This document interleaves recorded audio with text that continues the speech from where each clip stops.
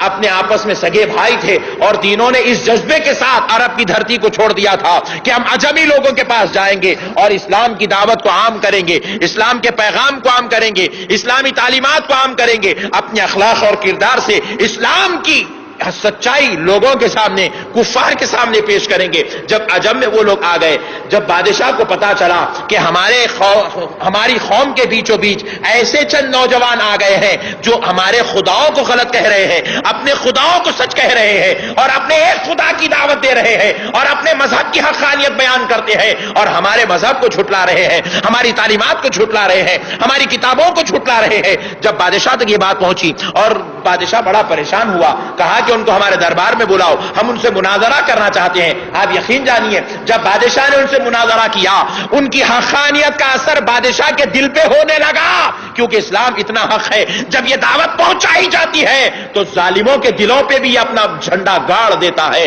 مگر پہنچانے والوں کی ضرورت ہے۔ حق و ایمان سے ایک بات پوچھتا ہوں کہ دیکھو ان مبلغوں نے اسلام کی دعوت کو بادشاہوں کے دربار میں کھڑے ہو کے پہنچایا، لیکن آج افسوس ہم اپنے گھروں میں اپنی بیویوں کے پاس اسلام کی دعوت نہیں پہنچاتے، اپنی بیٹیوں کے پاس اسلام کی دعوت نہیں پہنچاتے، اپنے گھروں میں اسلام کی دعوت نہیں پہنچاتے۔ آج اس کا نتیجہ کیا ہو گیا؟ میں نعوذ باللہ کسی کی شکایت کے طور پر نہیں، صرف آپ کی فکر کو زندہ کرنے کے لیے کہہ رہا ہوں، یہ سارے نوجوان مجھے چاہتے تو ضرور ہے لیکن میرے مشن کے لیے خدمت کرنے کو تیار نہیں، میرے کام کو آگے بڑھانے کے لیے تیار نہیں۔ یہ نوجوان بس اپنی زندگی جینا چاہتے ہیں۔ میں ابھی آپ کی مسجد تشریف لا رہا تھا، اسکول پر بیٹھا ہوا ایڈمیشن لے رہا تھا، مجھے ایک میسج آیا، پھر میں نے دیکھا کہ بھئی یہ کیا میسج ہے، تھوڑا سا بےہودہ تھا، میں نے کہا کہ بھائی آپ کون ہیں جو اس قسم کے میسیجز کر رہے ہو؟ دوسرا میسج آیا، تیسرا میسج آیا، چوتھا میسج آیا۔ پیارے دوستو میں نے اٹھا کر رکھے ہیں، پھر میں 4 میسج پڑھا، جب چوتھا میسج پڑھا خدا کی قسم میرا دل رونے لگا، میں کانپنے لگا، کون بدبخت ہے جو مجھے اتنی بےہودے میسیجز کر رہا ہے؟ جب میں نے دوسرے فون نمبر سے اس کو نمبر ملایا، یقین جانیے وہ کسی نوجوان مرد کا میسج نہیں تھا، ایک مسلمان نوجوان لڑکی میسج کر رہی تھی اور اس نے کہا میں اپنے ایک دوست فرینڈ کو کر رہی تھی، غفلت سے وہ نمبر آپ کا لگ گیا اور آپ کو میسج پہنچ گیا۔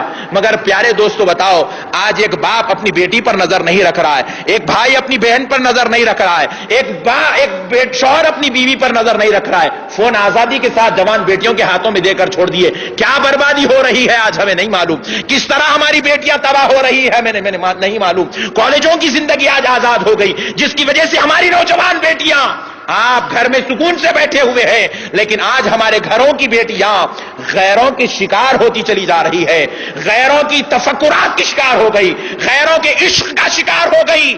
آج کا مسلمان کا ضمیر اتنا مر گیا، آج کا نوجوان اتنا مردہ ہو گیا کہ وہ اپنی بہنوں کو غیروں کے حوالے ہوتا ہوا بھی دیکھ رہا ہے۔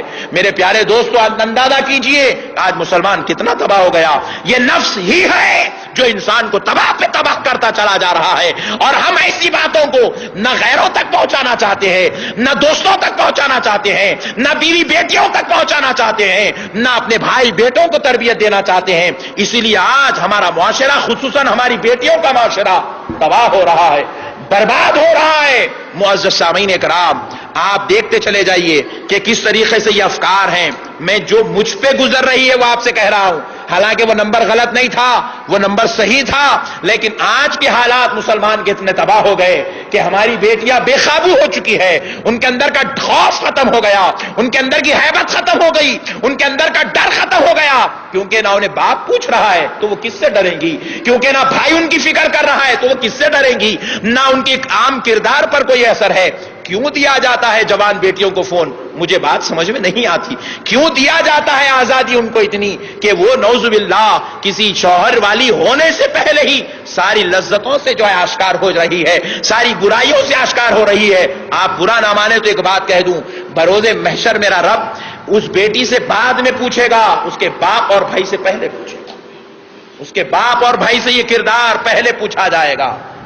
اور آپ کے بالکل بازو بغل میں ایسے خطرناک پارکس ہیں، آپ کے بارے میں سوچتا ہوں تو مجھے تعجب بھی ہوتا ہے کہ میرے بھائی آج ہمیں کیسے کیسے حالات سے گزرنا پڑ رہا ہے۔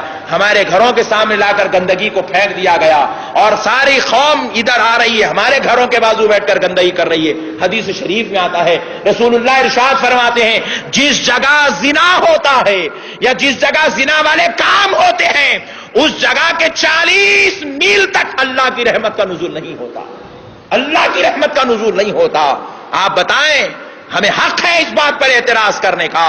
ہم میرے مقدس عبادت گاہوں, ہمارے مقدس گھروں, ہماری عبادت خانوں کے سامنے لا کر ایسے گندے پارکوں کو رکھ دیا گیا جس سے آج ہم تباہی اور بربادی کی طرف چلے جا رہے ہیں. میرے پیارے بھائی, آج ہمیں ضرورت ہے ہم تھوڑا اپنے گھروں کی بھی فکر کریں اور دین کی باتوں کو اپنے گھروں تک پہنچائیں گے نا بھائی, انشاءاللہ پہنچائیں گے. اب دیکھیے پیارے دوستو, میرے آقا رحمت اللہ عالمین صلی اللہ تعالی علیہ وسلم ارشاد فرماتے ہیں, جس نے اپنے نفس کو کنٹرول کر لیا.